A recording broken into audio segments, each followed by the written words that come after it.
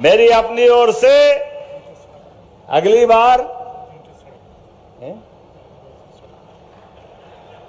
अब अगली बार बुलाना, आप तो बहुत देर से आए हो। आप बताओ, वो कहते 20 साल से वोट चोरी हो रही मध्य प्रदेश में। अब कौन समझाए नादान को कि 10 साल पहले तो तुम्हारी ही सरकार थी। क्या सो रहे थे तुम? कहां रो रहे थे? कहां गए थे?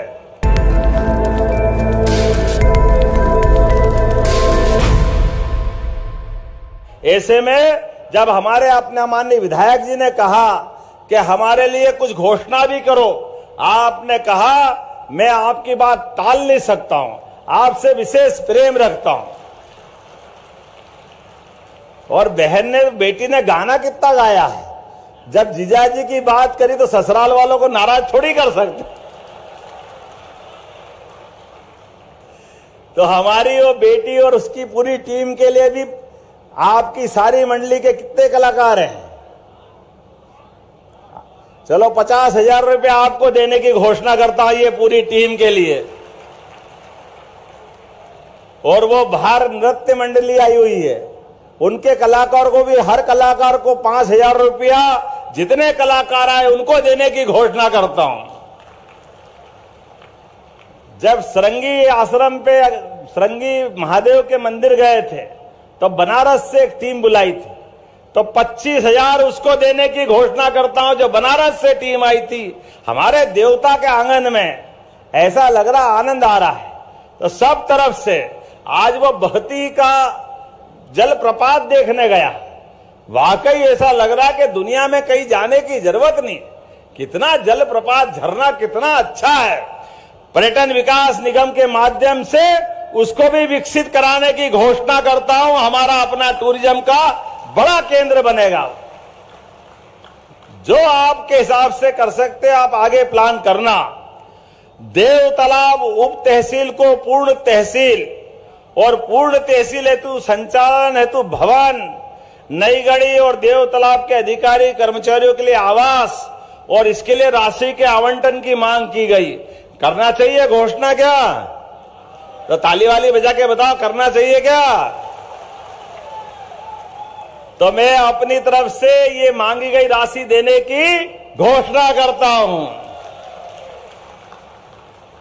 आपने कहा तहसील नई गढ़ी का अनुविभाग में उन्नयन कर अनुविभागीय अधिकारी, राजस्व, पुलिस पदस्थापना और सभी प्रकार के अधिकारियों की स्थापना और कार्यालय का सृजन करना है।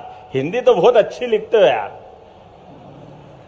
ये मैं भूल ही जाता हूं कि रीवा के बेल्ट में हूं। इतनी अच्छी हिंदी कोई नहीं लिखता है। तो ये सृजन, विसर्जन, उत्सर्जन, सारे शब्दों का संयोजन कितना अच्छा करते हो आप।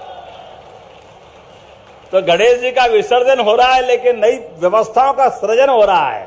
तो इसको कैसे छोड़ना चाहिए, क्या मांगना चाहिए? जरा ताली वाली बजा के बताओ। तो नई गढ़ी की व्यवस्था देने की भी घोषणा की जाती है। जोरदार अभिनंदन करें। आपने कहा देव तालाब में अनुसूचित जाति, अनुसूचित जनजाति के बालक बालिकाओं के छात्रावास गिरने की स्थिति में नया भवन बनाना है। अरे हमारे SC ST के बालक बालिका हो या कोई वर्ग के हो, बच्चे बच्ची को तो देना ही चाहिए। जोरदार ताली बजाओ, मैं देने की घोषणा करता हूं। छात्रावास में क्या परेशानी? आपने कहा देव तालाब महाविद्यालय में ऑडिटोरियम, अच्छा सभागार भी, सभा कार्यक्रम वगैरह करना होगा, वो 6 अतिरिक्त कक्ष भी मांगे, तो बच्चों को देना चाहिए, युवा विद्यार्थियों को।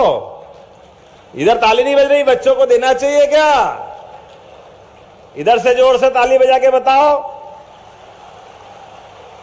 मैं देने की घोषणा करता हूं। जोरदार अभिनंदन करें अपने युवा पीढ़ी के लिए। देव तालाब में एक अच्छा हॉस्पिटल और उसका उन्नयन और पहुंच मार्ग भी बनाना है। अब तो हॉस्पिटल के लिए क्या चिंता है? करना चाहिए, करना चाहिए क्या? जोरदार अभिनंदन करो, मैं करने की घोषणा करता हूं। ये बहुत ही जलप्रपात को पर्यटन के रूप में केंद्रित विकसित करने, सौंदर्यीकरण करने, स्वागत द्वार बनाने अष्टभुजी माता के मंदिर के सौंदर्यीकरण, सब बहुत सारा लिख दिया तुमने, छोड़ा कुछ भी नहीं है। चलिए जोरदार ताली बजाओ, इसको भी देने की घोषणा करता हूं। और आखिरी में आपने कहा कि देव तालाब के मंदिर के शिवलोक का निर्माण करना है, तो जब महाकाल के महालोक का निर्माण हुआ है तो ये कैसे पीछे रह सकता है? जोरदार अभिनंदन करें, इसकी पूरी योजना बना के भेजे। तो हमारे पूरे योजना का चरणबद्ध रूप से पैसा पहुंचा करके हमारा ये भी शिवलोक बनाया जाएगा। मेरी अपनी ओर से अगली बार, अब अगली बार बुलाना, आप तो बहुत देर से आए हो। चलिए, आपने कहा कि आदिवासी अंचल की एक सड़क दे दे तो बाकी सबको मिला, तो उनको कैसे छोड़ेंगे? टीपा बरदौर हरहरा रोड से काड़ी गढ़वा रोड तक आपने कहा कि 11 किलोमीटर की सड़क बनाने की घोषणा की जाए। बनाना चाहिए क्या? आप विधायक जी स्वयं चल के आए तो बनेगी ही बनेगी। जोरदार अभिनंदन करें एक बार।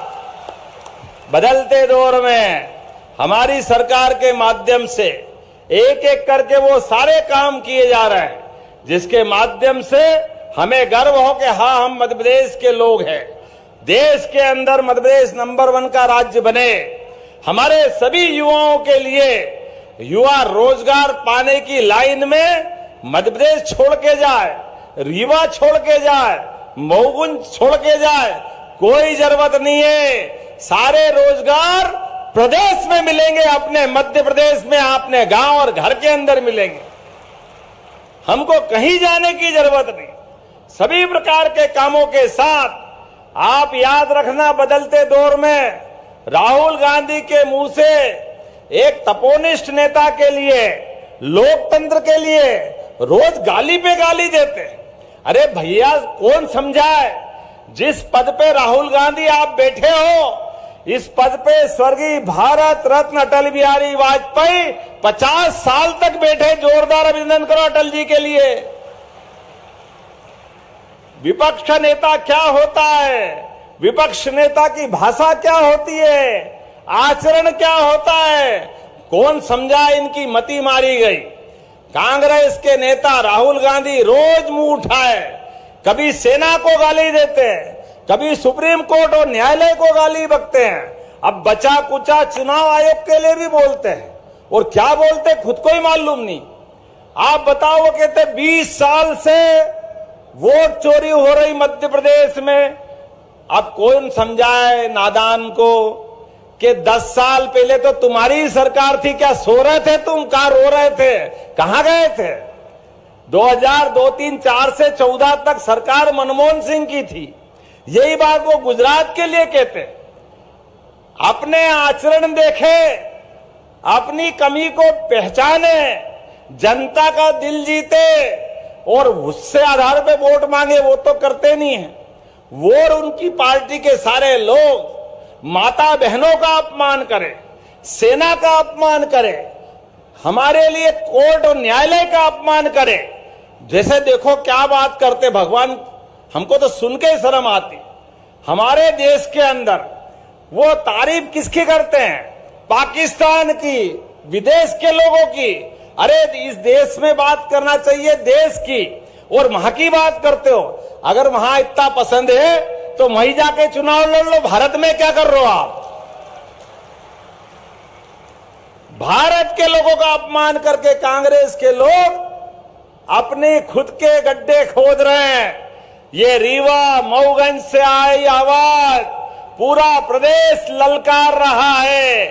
जो देश का नहीं, जो प्रदेश का नहीं, वो हमारे किसी काम का नहीं। तो आइए दोनों हाथ की मुट्ठी बांधे और संकल्प करें यशस्वी प्रधानमंत्री के नेतृत्व में। एक एक व्यक्ति, जब तक कि हमारे विकास के एक एक काम पूरे नहीं हो जाए, तब तक भाजपा के साथ, इसी विकल्प के साथ चलना पड़ेगा। बोलो, सब तैयार है?